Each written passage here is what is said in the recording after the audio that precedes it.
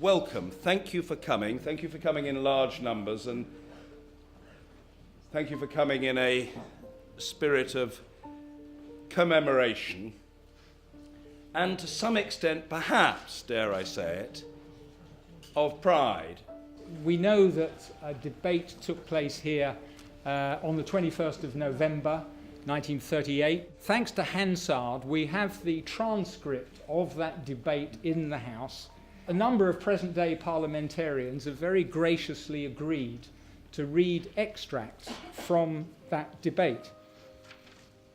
I beg to move that this House notes with profound concern the deplorable treatment suffered by certain racial, religious, and political minorities in Europe.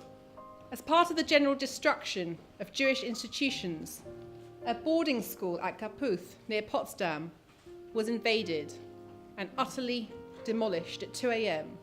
The young children were driven, without adult guidance or protection, into the night. I think it is now quite plain what Dr. Goebbels means to do.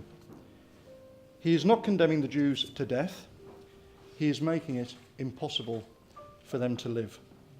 Dr. Goebbels said the other day that he hoped the outside world would soon forget the German Jews. He hopes in vain. We find that 500,000 men and women of Jewish race, but not all of Jewish religion, are looking around their world for a home and appeal to the British government for help. The refugees may permanently enrich the life of the country, which shelters and succours them.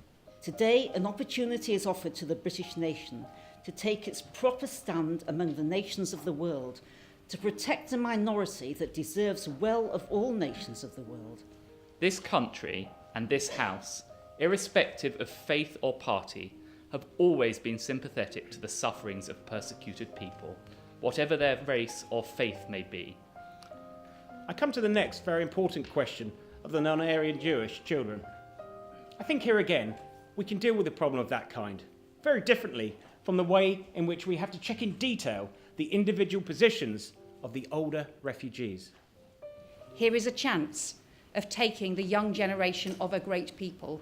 Here is a chance of mitigating to some extent the terrible sufferings of their parents and their friends.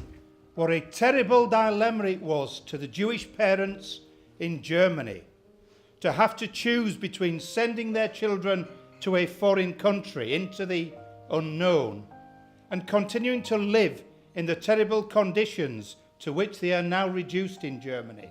I have asked myself time and time again, why should the 99 show such malevolence against the one? Why should not the 99 so order their lives that it was possible for the one to live in peace among them?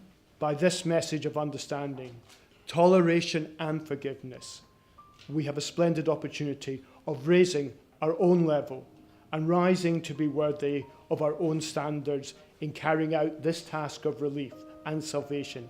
That this House notes with profound concern the deplorable treatment suffered by certain racial, religious and political minorities in Europe, and, in view of the growing gravity of the refugee problem, would welcome an immediate concerted effort amongst the nations